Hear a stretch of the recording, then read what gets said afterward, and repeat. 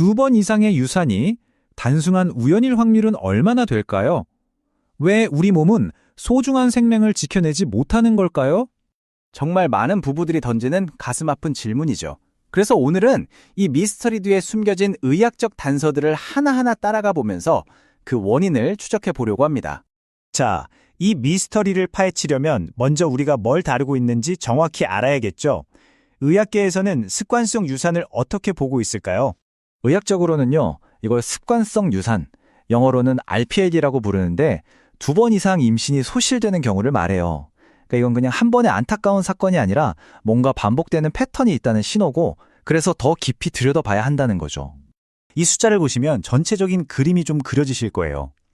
한 번의 유산, 물론 정말 가슴 아픈 일이지만 사실 전체 임신의 한 15% 정도에서 일어난다고 해요. 근데요, 이걸 보세요. 2번 연속으로 유산할 확률은 확 줄어서 단 2%가 됩니다. 이 차이가 뭘 의미할까요?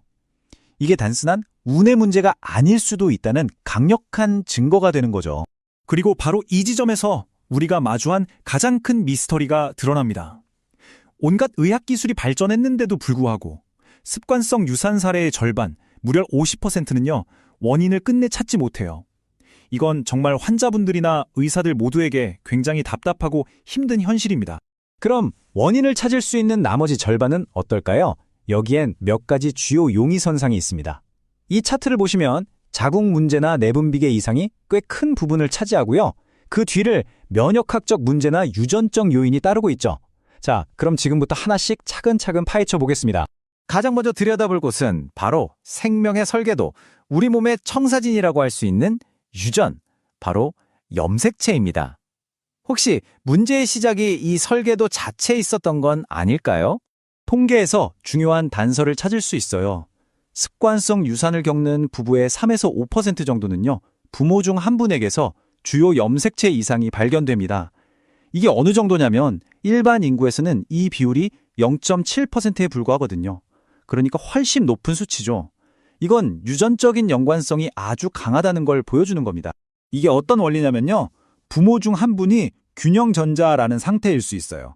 비유하자면 책장에 책이 다 있긴 한데 순서만 좀 뒤바뀐 거예요. 그래서 책장 주인, 즉 부모의 건강에는 아무런 문제가 없죠.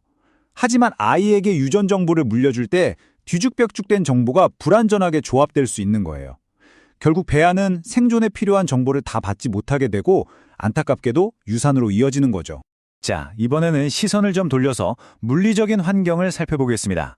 바로 아기가 자라나야 할 소중한 공간, 자궁이죠. 만약 이 공간 자체에 어떤 구조적인 문제가 있다면 어떻게 될까요? 이 부분이 정말 중요합니다. 원인이 밝혀진 습관성 유산 중에서 적게는 10%에서 많게는 50%까지, 그러니까 거의 절반에 가까운 사례가 바로 이 자궁의 구도적인 문제와 관련이 있거든요. 대표적인 문제들을 좀 볼까요? 가장 흔한 게 자궁 중격인데 말 그대로 자궁 안에 벽이 하나 더 있는 거예요. 그 밖에도 근종이 있거나 수술 같은 걸로 흉터 조직이 남아서 자궁 안이 달라붙는 유착 같은 것들이요. 이런 것들이 있으면 배아가 안전하게 착상하고 자라는 걸 물리적으로 방해해서 유산의 원인이 될 수 있습니다. 자, 이제 정말 흥미로우면서도 좀 복잡한 용의자를 조사해볼 시간입니다. 바로 우리 몸의 방어 시스템, 면역체계예요. 원래 우리 몸을 지켜줘야 할 이 면역체계가 착각을 해서 실수로 아기를 공격한다면 어떻게 될까요? 여기서 이 말이 핵심인데요. 항인지질 항체 증후군, 즉 APS는 임신 소실이 질병의 진단 기준이 되는 유일한 면역 질환이라는 겁니다. 이 병은 혈액을 끈적이게 해서 혈전을 만드는 자가 면역 질환인데 안타깝게도 반복적인 유산이 이 병의 아주 특징적인 증상 중 하나라는 거예요. 유산 자체가 이 병을 진단하는 기준이 될 정도라는 거죠. 그리고 이게 결코 드문 이야기가 아닙니다. 습관성 유산을 겪는 분들의 5%에서 많게는 15% 정도에서 이 항인지질 항체 증후군이 발견돼요. 그러니까 습관성 유산의 원인을 찾을 때 이 검사는 정말 빼놓을 수 없는 아주 중요한 과정인 거죠. 자, 지금까지 여러 가지 원인들을 추적해 봤는데요. 그럼 이제 가장 중요한 질문을 던져볼 시간입니다. 희망은 있을까요? 치료를 통해서 이 아픔의 고리를 끊어낼 수 있을까요? 내분비계 문제, 그러니까 호르몬 문제의 경우를 한번 볼게요. 프로락틴이라는 호르몬 수치가 너무 높아서 유산을 겪었던 여성들의 경우 치료 전에는 성공적인 임신율이 52% 정도였어요. 그런데요, 간단한 약물 치료로 이 호르몬 수치만 바로 잡아줬더니 성공률이 무려 86%까지 수직 상승합니다. 야, 정말 놀랍죠? 이게 바로 의학이 만들어내는 희망의 증거입니다. 아까 봤던 자궁의 구조적인 문제도 마찬가지예요. 해결책이 있습니다. 비교적 간단한 자궁경 수술로 자궁 안에 있던 벽이나 흉터 조직 같은 걸 제거해 주는 거죠. 많은 연구들을 보면요, 이 수술 후에 유산율이 눈에 띄게 줄어들고 아기가 훨씬 더 안정적으로 자랄 수 있는 환경이 만들어진다고 해요. 그렇다면 이 모든 걸 다 종합했을 때 최종적인 결론은 뭘까요? 원인을 찾았든 혹은 끝내 찾지 못했든 모든 가능성을 다 열어두고 봤을 때의 결과는 정말 놀랍습니다. 여러 번의 아픔을 겪었더라도 결국 건강한 아기를 품에 안을 확률이 무려 77%에 달합니다.